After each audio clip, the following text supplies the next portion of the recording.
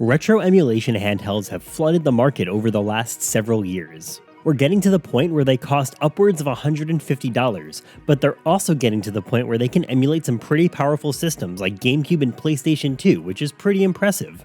While these devices keep getting more and more powerful, there are always some setbacks or flaws with them. These emulation devices often suffer from quality control issues, or poor software integration and relying on the open source community to make these devices work better. Not to say they're all bad or anything. There are so many devices that we've looked at on this channel that I've genuinely enjoyed using. A lot of them end up in my permanent rotation of handheld gaming devices. Personally for me, tinkering is one of the most fun parts about these emulation handhelds, but I also recognize that it's not for everyone. Sometimes I do just want to game on something a bit more reliable. And that's where my favorite, yet to be completely dethroned retro emulation handheld comes into play, the Nintendo Switch. It should seem obvious that a locked down device requiring a subscription to access retro games shouldn't be my favorite retro handheld, yet it is. With the release of the Tears of the Kingdom Special Edition Switch, it was not only time for me to upgrade my Switch to the OLED model, but also a great opportunity to talk about what makes the Switch a perfect retro gaming handheld for me. So what makes the Nintendo Switch my favorite gaming handheld? Get subscribed and let's get right to it.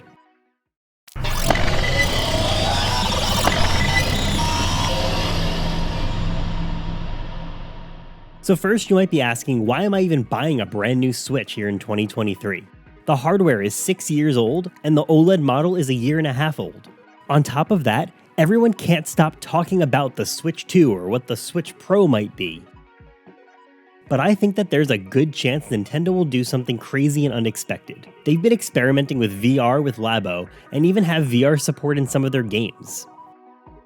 I think the next generation Nintendo console is going to be VR focused. I also think that means that the Switch will continue to be sold, and games will continue to release for it, especially indie titles. I also think that Nintendo is going to reduce the price of the Switch and keep it around for another 4 to 5 years and give VR a shot.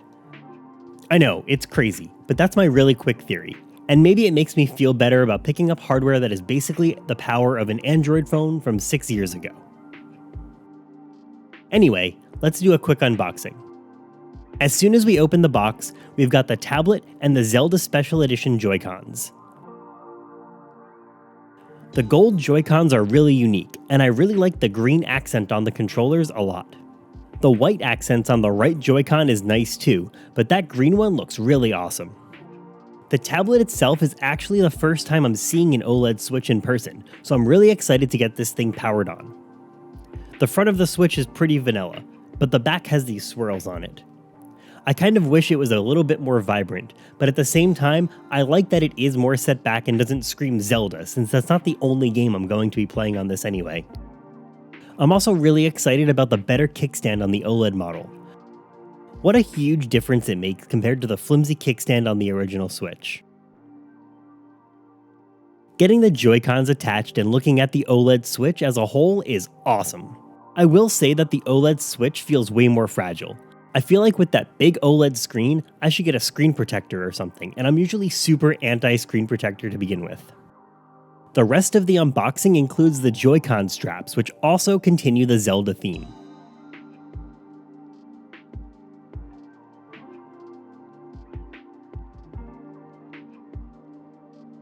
Moving on to the included dock, I actually think it's the standout thing here. It's really vibrant with a gold print on the front and really goes all out. The gold theme continues here with the swirls and the Triforce in there as well. It may only be a 720p screen, but the minimal bezels and OLED screen definitely make games pop. The color contrast that you get from this OLED screen really can't be overstated here. Okay, I'm finally ready to toss my old Switch in the trash and get this one up and running. Okay, I'm not really going to throw it in the trash, but you get my point. I wanted to make sure I did a full save transfer to the OLED. I was a little surprised about how unintuitive this is despite how simple the setup questions are. It first asks if you want to transfer Switch data, but the second question determines how you will transfer the data. If you answer that you plan on keeping your old Switch, it will make you rely on cloud saves of your games. For any other console, this would be simple and straightforward.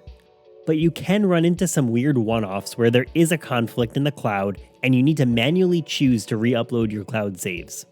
Another big caveat is that Pokemon games specifically don't support saves in the cloud. So that was the first thing I transferred over.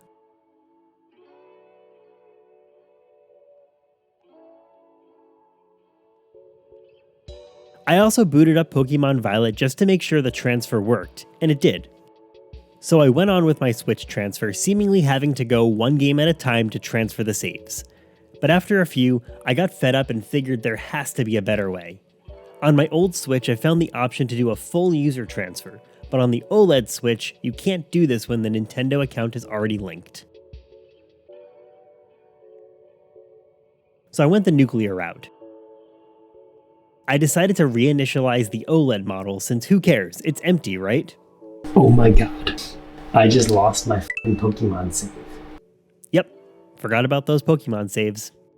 So with those game saves gone forever, I set my Switch up properly this time. I chose that I'm not keeping my Switch, even though I am, and the save data all transfers over, no big deal, insanely easy.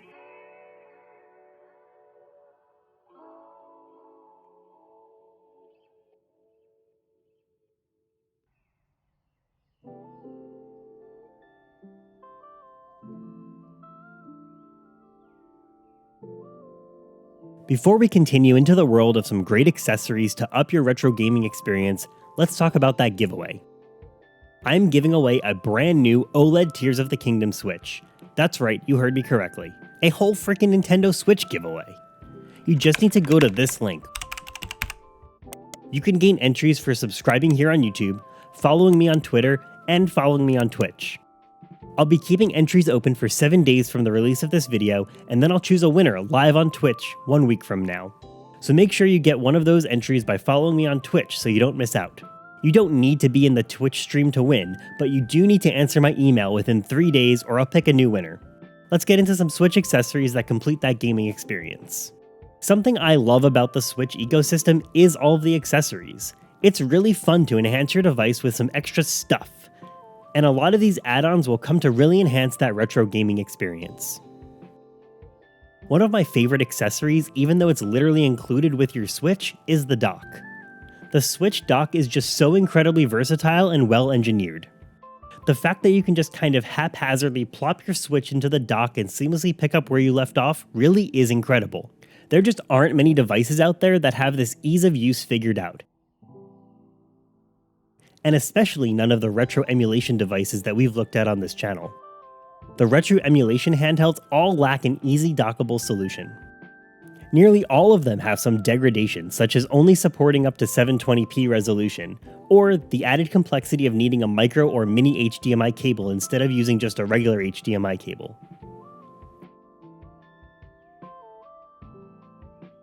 For the Switch dock, it's so insanely easy. Just drop it on, start playing, pick it up, and continue gaming on the go. I like this experience so much that I've actually bought several docks to make it easy to swap between TVs or locations. For me, the dock is really the key to what makes the Switch, and it can't be understated. I also wanted to talk a little bit about the Joy-Cons. I'm really not a huge fan of the Joy-Cons at all, and it's not even for the reason you think it might be. It's not the stick drift, which I've luckily never experienced. It's the fact that they are missing a D-pad that makes them something that I just can't handle when playing retro games in handheld mode. But luckily, a lot of different options exist to fix this issue. The first option, and my favorite, is to do a Joy-Con shell swap with a D-pad mod. It doesn't change the fact that the buttons are super clicky, but to be honest, I kind of like that. The shell swap does take a bit of time, and you can see that the shell itself isn't super durable. Mine already looks like I've dropped it 100 times, but looks aside, this is my favorite way to play the Switch on the go. There's also this Hori D-pad controller, which is officially licensed by Nintendo. It's just a single left Joy-Con, and I've even got the Zelda-themed one here. It's probably the best feeling D-pad you'll find for a Joy-Con since it actually has a rubber membrane D-pad. The Joy-Con itself is lacking things like rumble support and NFC. It also will only work when attached to the Switch itself. Giving up all those things really isn't so bad when you think about a $28 Joy-Con that dramatically improves your gameplay and feels fantastic. Another category that we need to hit for accessories is keeping that Switch protected from dirt and scratches. I prefer cases to be as minimal as possible. I landed on this TomTalk brand case. It really checks all of the boxes for me. It's slim, it's minimal, and it definitely offers a level of protection. I also like the soft material on the inside. Another accessory that I love for the Switch is this big carrying case. It's pretty huge, but for a good reason. It not only holds the Switch itself, but also your Switch dock, a Pro controller, and I also pack in the USB charging cable, the Switch power cable, an HDMI cable, and something that I found to be a must-have, an HDMI extender. The HDMI extender has been a lifesaver at Airbnbs or hotels. This carrying case is really such a great way to transport the entire dock Switch setup. Last on our list of accessories to talk about, I wanted to bring up the Switch controllers. There are tons of knockoff Pro controllers, and that could have easily been a whole section here, but more importantly for our case is the collection of retro controllers offered by Nintendo. With NES, SNES, Genesis, and N64 classic controllers, it really completes the retro feel of these games. All of these controllers have a few extra features to also bring them into the modern era of Switch gaming. They're all fully wireless, with a few extra buttons for compatibility with the Switch, and the N64 controller even has an added rumble motor. Each of these controllers feels super close to their original counterparts, which is really cool and means that they feel super high quality. I've actually never experienced a brand new N64 analog stick, so it's cool to play it on an N64 controller that doesn't have a loose joystick. The Super Nintendo controller is probably my favorite one of the classic controllers. It's also great to use this one for Game Boy and Game Boy Advance since it has L and R buttons. I don't have the Genesis controller, but I found that the Super Nintendo controller gets the job done here as well. Alright, so how about actual games? What makes the Switch one of my favorite ways to experience classic games? Well, with a Nintendo Switch Online subscription, you not only gain access to features like cloud saves, but you also get access to a curated library of Nintendo, Super Nintendo, and Game Boy games, all for $20 a year. For $50 a year, you can subscribe to what Nintendo calls the Online Plus Expansion Pass. In addition to included DLC like Mario Kart 8 Booster Course Pass, you get access to a library of Genesis, Game Boy Color, Game Boy Advance, and N64 games. It's not every single one of their games from each console, but there is a pretty big selection here of some pretty fantastic games. All of the emulators have support for saving and loading save states on the fly, while also supporting regular saves. Most of the emulators also have some enhanced features too, like Rewind. Original Nintendo, Super Nintendo, and Genesis support a CRT filter. It's a bit much for me, but I guess it gives it a somewhat more authentic look. Game Boy, Game Boy Color, and Game Boy Advance all support a dot matrix filter which Nintendo labels as Reproduce Classic Feel. This is my favorite filter and one that I actually prefer to use for gaming. It helps to cut the harshness of the pixels by a lot, and makes the pretty intense upscale more palatable. Another cool feature for Game Boy games is the ability to adjust the color palette. You can choose original Game Boy Pocket, and Game Boy Color, each one emulating what the screen would have looked like had you been playing on one of each of those Game Boy models. Another really cool thing that Nintendo did was with the release of GoldenEye for N64, you can enable widescreen mode. This looks awesome, and it's really cool to see that Nintendo isn't just dumping ROMs onto the Switch, but they're actually making an effort to provide enhanced experiences where they can.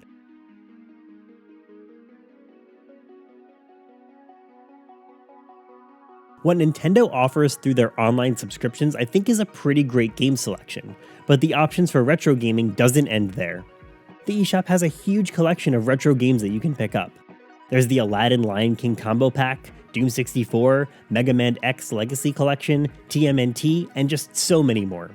Compared to emulation handhelds, sure, you're shelling out $20 for a Genesis game, but you can often find these on sale. and these classic collections can do a fantastic job with these re-releases. For example, the Aladdin game includes a ton of different variations of the game, different display options, and supports save states. There's even a definitive version that is a modified version of the game that fixes known bugs from the original one. The fact that companies invest the time to not just throw a bunch of ROMs into a themed emulator, but actually invest time into making these experiences great make it that much more enjoyable. You don't need to scour the internet for the right ROM, or constantly insert an SD card into your computer figuring out which folder to put a game in. On the Switch, I love that you can just jump right into the eShop, buy a game that's on your mind, and jump right into gaming. The barrier to entry for getting right into a game on the Switch for retro games is just so low. It's fantastic to be able to just focus on gaming. Emulation handhelds require a ton of tinkering. Whenever I recommend emulation handhelds to friends, I always end up realizing that the barrier to entry is higher than I anticipate for someone who isn't used to tinkering at all. And that's just something that the Switch gets right from the start.